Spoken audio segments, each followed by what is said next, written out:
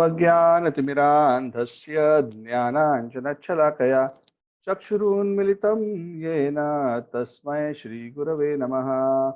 श्रीचैतन्यमनोभीष्टं स्थापितं येन भूतले स्वयं रूपः कदा मह्यं ददाति स्वपदान्तिकम्।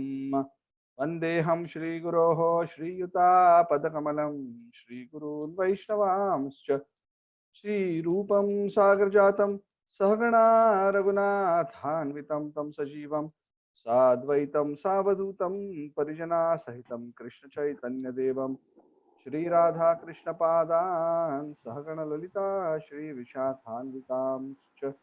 हे कृष्णकरुणा सिन्धु दीनबन्धु जगत्पते गोपेशा गोपिकान्त राधाकान्त नमोस्तुते। तप्तकाञ्चन गौरांगी राधे वृंदावनेश्वरी वृषभानुसुते देवी प्रणमामि हरिप्रिये। पंचकल्पतरुभ्यश्च कृपा सिन्धुभ्य एव च पतितानां पावनेभ्यो वैष्णवेभ्यो नमो नमः। जय श्री कृष्ण चैतन्य प्रभु नित्यानंद श्री अद्वैत गदाधर श्रीवासादि गौरभक्तवृंद। हरे कृष्ण कृष्ण कृष्ण हरे हरे, हरे राम राम राम हरे हरे। नमो विष्णुपादाय कृष्ण पृष्ठाय भूतले श्रीमते राधानाथ नामने। नमो विष्णुपादाय कृष्ण पृष्ठाय भूतले श्रीमते भक्ति वेदांत स्वामी नामने। नमस्ते सरस्वती देवे गौरवाणी प्रचारिणे निर्विशेष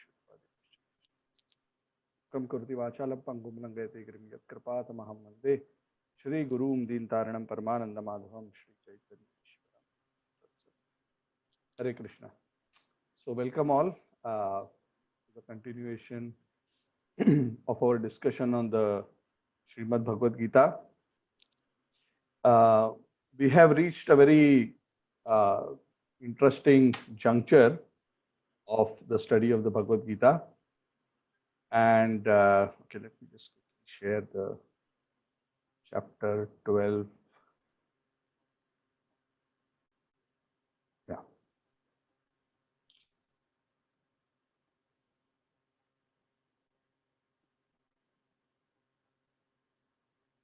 We have reached a very interesting juncture in our study of Bhagavad Gita. We have come to the 12th chapter. This chapter 12 is actually entitled as Bhakti Yoga. And as I had mentioned to you, the middle 6 chapters of the Bhagavad Gita, which is chapters 7 to 12, are actually dedicated to Bhakti Yoga. So this section culminates by a chapter which is entitled Bhakti Yoga, which summarizes very beautifully the super excellent position of Bhakti and the various levels at which Bhakti can be performed, and how and what qualities of the devotee make the devotee very dear to the Lord. So it's a very, very sweet, very interesting chapter. Also one of the shortest chapters, 20 verses. My personal favorite as well. So up to chapter 11, we discussed how across 7, 8, 9, 10, 11, the Lord has built up about knowledge about himself, his super excellent glories, energies, and how he, as the Supreme Personality of Godhead, in his spiritual form as Sri Krishna, is actually the ultimate source of everything. The Lord says there is nothing beyond the spiritual form of mind. Matta parataram nanyat kinchidasti dhananjaya sarvam idam maya prutam sutre manigana iva. Then at the end of the 10th chapter, Arjuna has this curiosity that he wants to see the Vishwarupa form of the Lord, because the Lord has described that how he is manifesting himself in his impersonal form through a small amsha of his potency to permeate this entire material existence. Eka amshena sthito jagat. So one may think that, well, after having described about the Lord's supreme spiritual form and after having explained about bhakti, the Lord is displaying this Vishwarupa darshan. Is it that this Vishwarupa darshan, or this impersonal form which is permeating this whole universe, is actually in some way superior to the personal form of the Lord? This doubt may arise in the mind of people. And Arjuna wanted to clarify this particular doubt. And that is why he actually starts this chapter by asking a very, very explicit question to Krishna. Personally, for me, this is my personal favorite in terms of the best question that Arjuna asked, because this question is the question which is ultimately asking about what is the highest aspect of the Supreme Personality of Godhead. Very, very direct, pointed question. No haziness. So before we go to the question, just one more point, that Arjuna, why actually he asked in the 11th chapter, if already the Lord had described everything, why did he ask in the 11th chapter for the Lord to show the Vishwarupa? Because already the Lord had come to the point of describing his personal glories. So the reason is, one of the reasons, of course, some reasons we discussed already in the earlier classes, but one of the reasons is Arjuna wanted to establish, for the purpose of all the readers like us, that Krishna is not just a person who's an advanced yogi who's just giving a philosophical discourse, pretending to be God, or like some so-called scholars say that actually it is not God who is speaking Bhagavad Gita, but the God from within Krishna who is speaking the Bhagavad Gita. So these kind of speculations have no value for the serious students of the Bhagavad Gita. And the Lord wants to dispel any traces of doubts around that. So he actually shows that special form where the whole universe is contained within that form of the Lord. So that Krishna very clearly demonstrates his supreme position of how he is permeating, even though he is sitting on the Ratha in front of Arjuna, how the entire existence is still within him and he has full control over all that is going on. So Arjuna, in the 12th chapter, he wants to clarify this doubt. He also wants to be very clear and the Lord to give a very conclusive statement about what is better in terms of devotion or cultivation of the realization of the impersonal aspect of the Lord. So he asks a very beautiful question. He says, "O Lord, please tell me who is considered better in terms of their knowledge and realization and their connection with you. Is it the devotee who worships you perfectly with great love and devotion, or those who worship your impersonal or all pervading Brahman aspect? Please clarify this doubt for me." The question is very, very pointed and very clear. So Krishna, also without mincing any words, comes to the answer straight away in the next verse. Because this answer is again very important guidance for all aspiring yogis and also existing yogis as to what should be the final object of their attainment.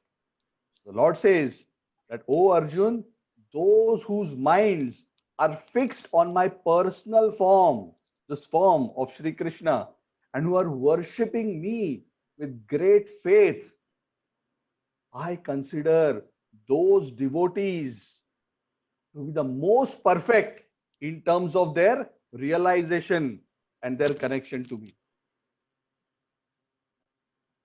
And the reason for that, even though the Lord doesn't explicitly mention within the shloka itself, the reason for that is the Lord has already explained that the impersonal realization of the Lord is contained within the realization of the personal aspect of the Lord. He has already said, "Mat param brahma, brahmano hi pratisthaham." He has already said in a couple of shlokas. What does that mean? The Brahma Jyoti depends on me. It is based on me. Why?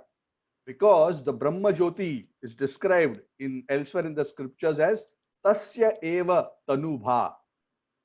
It is the effulgence emanating from the spiritual form of the Lord. Just like the sun gives out sunshine, and the basis of the sunshine is the sun. Similarly, The Brahma Jyoti, which is all pervading, that all pervading light is actually coming out from the spiritual form of the personality of Godhead. And this is explained in many, many other scriptures, briefly hinted in the Bhagavad Gita as well. So the Lord is saying already that realization is contained.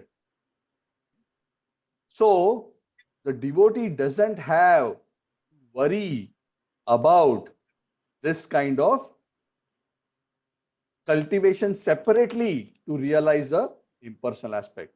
But the other way around is not true. What is the other way around? That if one realizes the impersonal aspect of the Lord, automatically the personal aspect of the Lord becomes understood. No, it is not true. Why? The Lord has very clearly explained this earlier in another verse in the 7th chapter, where he has said, Avyaktam vyaktim apanyam manyante mam abuddhayah.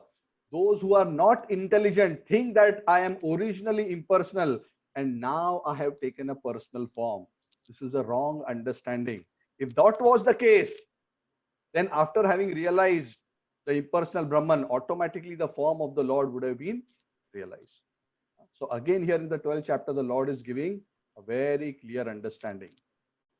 And then he goes to explain in the next few verses very nicely about what is the difference in terms of the process and the attainment of those who are following the impersonal path. So the Lord says that those who worship me in my impersonal avyakta form, that avyakta form of mine is achintya. It is beyond matter. That is why it is not possible for the mind to conceive it. It is all pervading. It is immovable, fixed. It is not easy for the mind to conceive.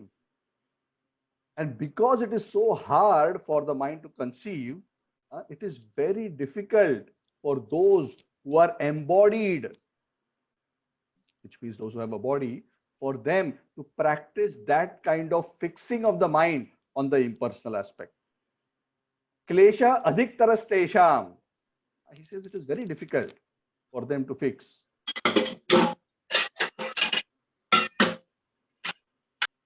It is very difficult for them to fix their mind on my unmanifested form.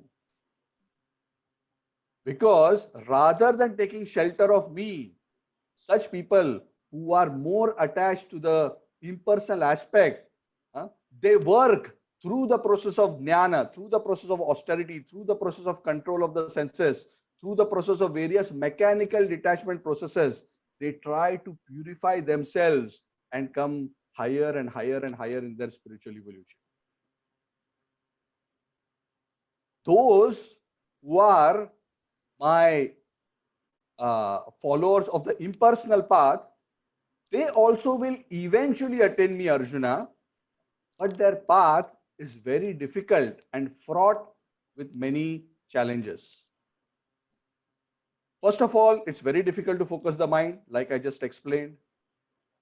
Second is that there is every danger that the person will take a long time to purify. Why?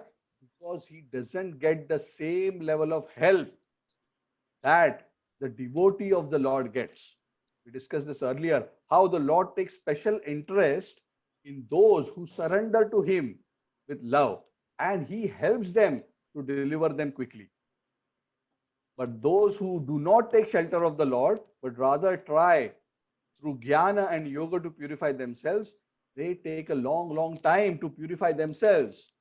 And bahunam janmanam ante, after many lifetimes of purification, when they are thoroughly purified, eventually they may come to the understanding that this Brahman that we have been trying to understand is actually the effulgence of the Lord. And then eventually they will also surrender to the Lord.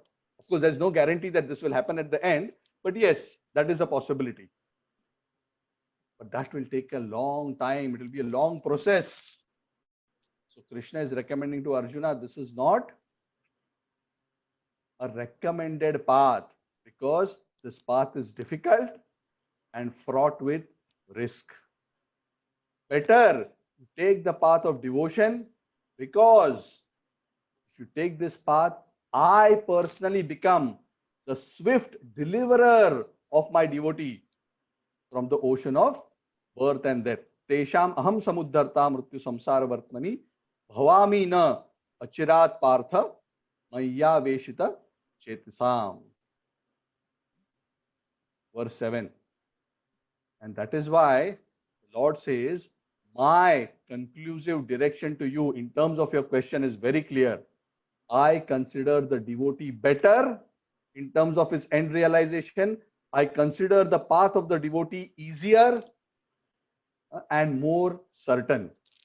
So in all ways, all points, go to the process of devotional service. But yes, there will always be some people who, because they do not have developed sufficient knowledge and appreciation of my spiritual aspect in terms of my spiritual form, they may be attached because of their own spiritual upbringing more to my impersonal aspect. Yes, they can also make progress gradually and eventually they can come. But if they are really fortunate, then they will get an opportunity to understand the science of bhakti that I have been explaining to you. So Arjuna, my ultimate instruction or my topmost recommendation to you is this. For the topmost realization, you should fix your mind on my personal form and surrender your mind and intelligence to me. Mayyarpita mano buddhir. If you do that, you will live in me continuously. What does that mean? The Lord has already said earlier in one of the chapters, he who is always thinking of me and their mind and intelligence is devoted to me, they are in me and I am in them. What does that mean? That means the connection is not lost. It's like we are always online on WhatsApp with somebody all the time checking, chatting. There's always a green uh, small light there. What does that mean? We are always connected, and we are always remembering each other. So similarly, the Lord is saying, He is always in me and I am always in Him. For those who are devoted and dedicated to the Supreme Personality of Godhead. But this instruction, even though it is the topmost, is not easy. Why? Because Krishna's expectation is always fix your mind on me. What is the word he uses for always? Without deviation. Ananya. Yeah, without, yeah. So he says in the 8th verse of the 12th chapter, he says, Mayyeva mana adhatsva, fix your mind on me. Mayi buddhim niveshaya, nivasasyasi, mayyeva ata urdhvam na samshaya. And then he says, Arjuna, to fix your mind on me without deviation is not so easy. That's a wonderful instruction, and that is definitely the topmost instruction. But how many in this world can actually fix their mind on me? So I have to also give an advice for those who want to fix their mind on me, but as of now are unable to fix their mind on me. Yeah. What is an example of such kind of an individual? All of us. Yeah. All of us who are convinced of the glory of the Supreme Lord, want to develop devotion to Him, but are still unable to fix. Yeah, for this half an hour that we are discussing Bhagavad Gita, half an hour, 45 minutes, our mind may be absorbed. But out of 24 hours, how long is our mind absorbed? If we can absorb, that is perfect. That is wonderful. That is the end goal. And that will give us the topmost result. So the Lord gives an alternative. He starts explaining to Arjuna. He says, if you are not able to fix your mind on me in this way, actually, there is a primary reason for not being able to fix your mind on me in this way. And what is that reason? The primary reason is we do not have an intense, loving relationship with the Lord yet. We haven't developed it yet. If we are deeply in love, remembrance is a natural consequence. No special extraneous effort is needed for it. But since we have not developed that love, Krishna's advice to Arjuna is for those who want to develop but have not developed, they should follow the process of sadhana bhakti.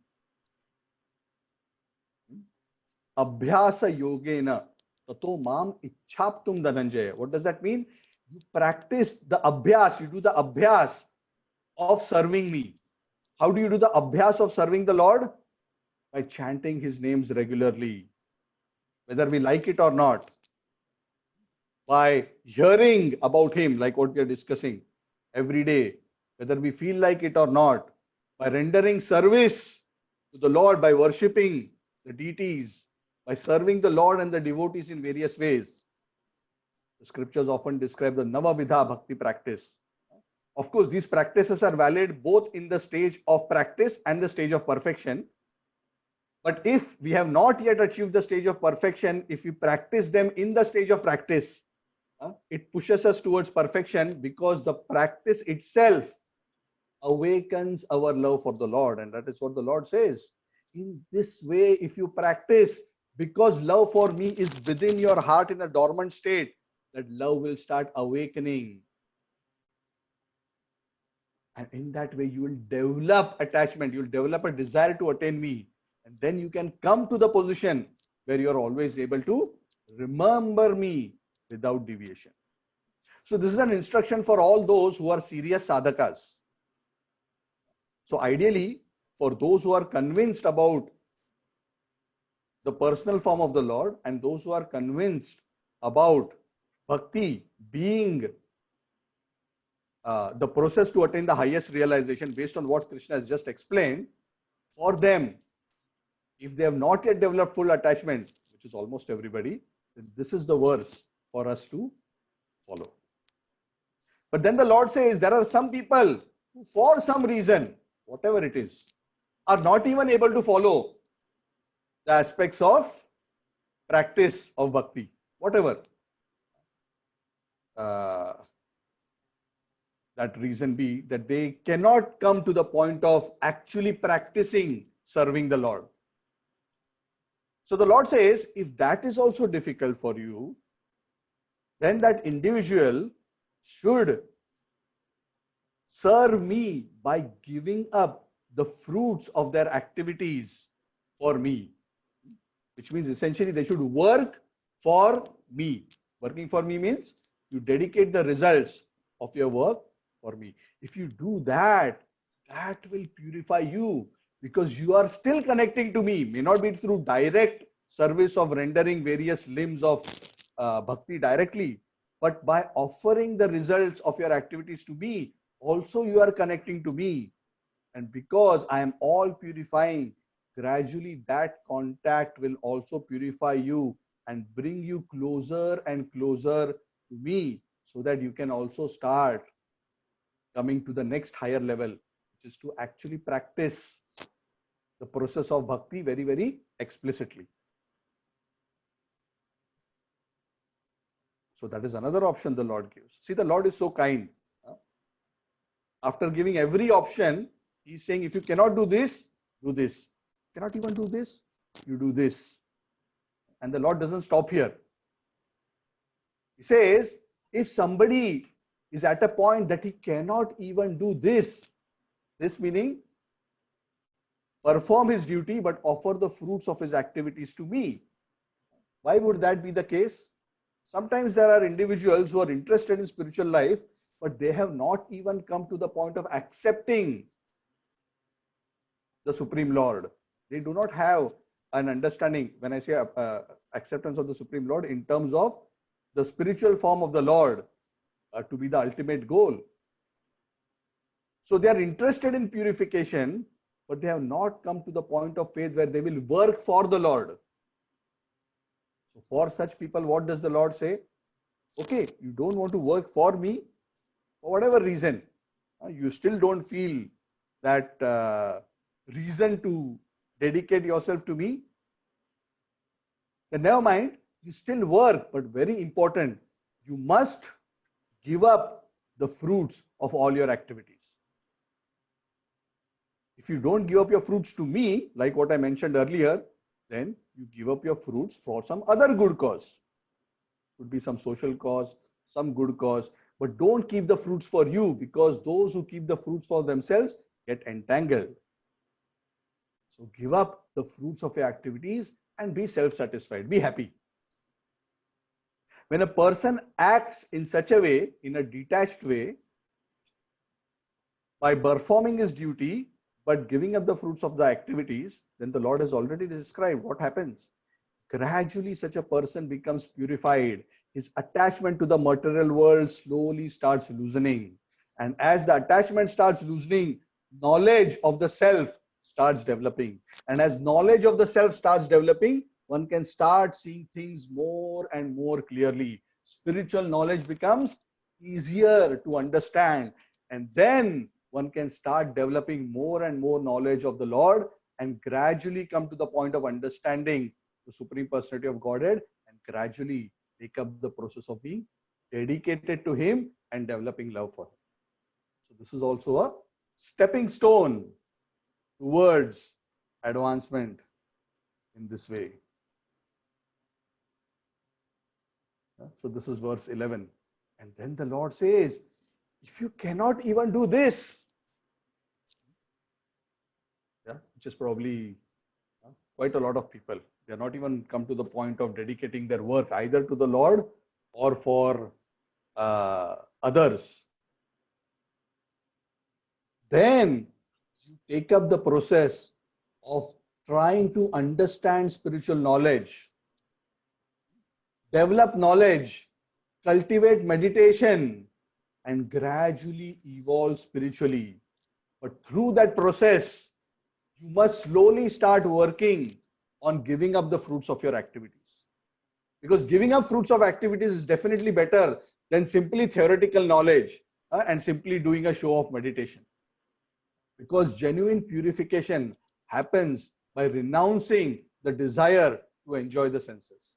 If that doesn't happen, just some show bottle meditation and some show bottle theoretical knowledge is not going to take a person very far. Detachment from matter and attachment to the Lord. These are the two dimensions of spiritual advancement. So, cultivation of knowledge and meditation must lead to that kind of a renunciation or detachment. And if one does that, then also slowly he'll become purified. And then eventually through this indirect process, he can come towards me. And then eventually, when he becomes fortunate to get this knowledge about my spiritual form and about bhakti, then he can get attracted to this very sweet process of surrendering to me, which is so much full of joy and bliss, and which is the eternal nature of the soul.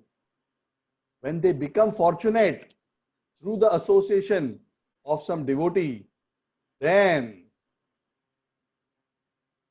they can actually go higher and achieve the higher stages of devotion to me. So the Lord has in that way very beautifully summarized. I want to quickly re-summarize this bit and then we will move on. We just have another 5-6 verses to go. So the Lord says, first, fix your mind on me without deviation. That is the end goal. If you cannot do that, then practice the limbs of bhakti. Shravanam, Kirtanam, Vishnu, Smaranam, Pada, Sevanam, Archanam, Vandanam, Dasyam, Sakyam, Atmani, Vedanam. This is a verse from the Bhagavad. It describes how one develops one's attachment to the Lord. Practice it, abhyas. If you cannot do abhyas of bhakti, of direct connection with the Lord, then follow the indirect process to connect to the Lord by offering the fruits of your activities to the Lord. If you're not yet even evolved to the point of trying to directly connect to the Lord, then you at least try to purify yourself by giving up the fruits of your activities for a good cause. If you're not even detached enough to give up the fruits of your activities, you try to develop that detachment through the cultivation of knowledge and meditation. But you must always work towards renunciation of the fruits of activities, because without that, one cannot actually get peace. One cannot actually work or make progress very far. So that is how the Lord explains very beautifully. And we should see where on the ladder we are. So hopefully, most of us are not at the top, but at least we should try to follow the second rung. Then the Lord comes into the last section, which is also a very beautiful section, where the Lord says that he's explaining to Arjuna what are the qualities in a living entity that make that living entity very dear to the Lord. Now the point is that it is not just theoretical knowledge. Unless theoretical knowledge, which makes a person attractive to the Lord, unless theoretical knowledge is put into practice, and that practice results in purification, and that purification results in the manifestation of divine qualities, otherwise it is just a seed which has not yet fructified. The fruit of spiritual practice is the manifestation of divine quality, just like a flower which is giving blooming and giving a sweet fragrance. So beautiful qualities manifest when one practices spiritual life and the heart is purified and devotional sentiments, genuine spiritual devotional sentiments start manifesting in the heart. So these qualities develop naturally in a person who's practicing bhakti. So let us see what the Lord is describing as those qualities. So there are many qualities in many verses. So what I'm going to do is I'm going to just kind of summarize them and mention a few. Broadly, the qualities are in 4 categories. One is how the devotee looks at himself, how the yogi, how the devotee looks at himself. So the Lord says, those who look at themselves without a sense of proprietorship, those who are very humble and free from false ego, those who are not undergoing any suffering because of their detachment, and those who are not endeavoring for sense enjoyment, such people are very dear to me.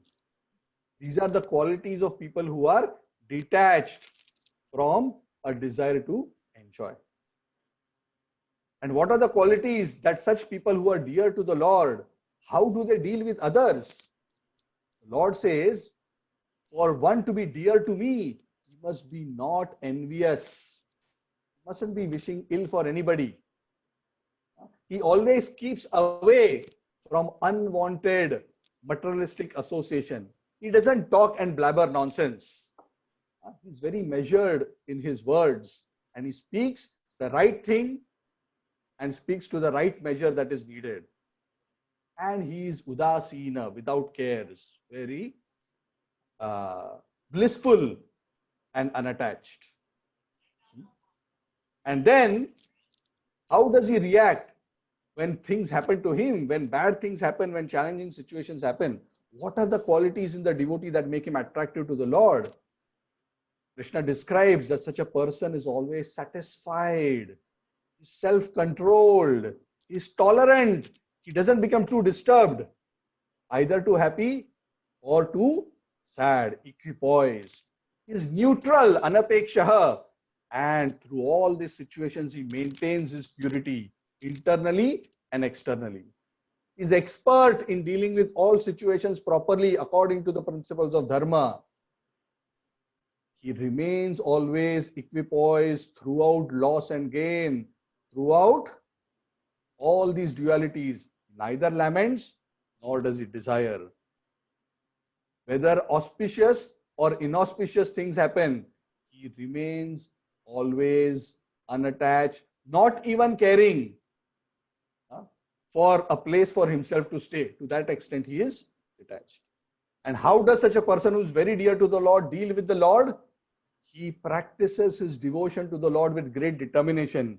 His mind and intelligence are always fixed on the Lord and always engaged in devotional service.